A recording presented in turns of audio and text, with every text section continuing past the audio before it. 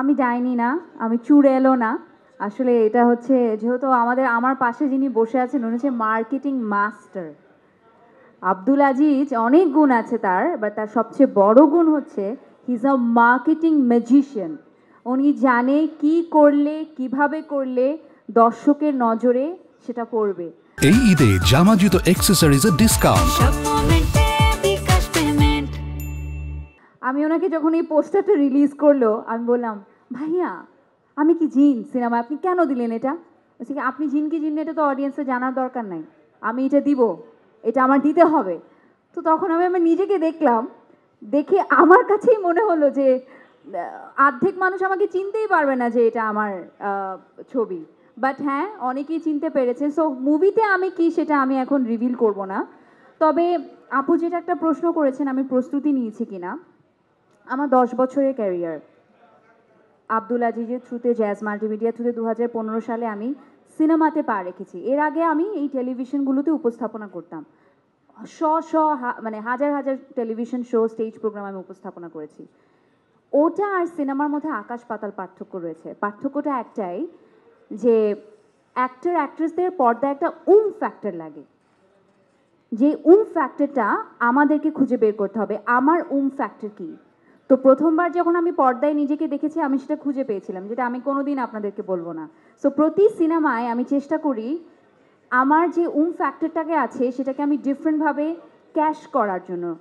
জিন 3 এর জন্য যেটা স্পেশালি আমি করেছি সেটা হচ্ছে রোমান ভাই এবং আজিজ ভাই আমাকে বলেছে আমরা একটা গার্ল নেক্সট ডোর লুক চাই, যেটা কমার্শিয়াল মুভিতে ফারিয়াকে কখনো দেখেনি। আমি পাতাল ঘর করেছি, ওপার বাংলায় ভয় করেছি, যেগুলো আসলে সেভাবে হলে রিলিজ হয়নি, সে কারণে অনেকেই দেখেনি। সেখানে I have a very girl next door look, but বাংলাদেশের জন্য দেশীয় সিনেমায় আমার কখনো হয়নি সেভাবে। তো this is my first time. সবসময় আমি সিনেমার আগে একটা ডায়েটে চলে যাই, I need to look in a certain way, কারণ কমার্শিয়াল সিনেমায় গান থাকে, একটা একটা একটা ভিন্ন ধরনের একটা লুক থাকে।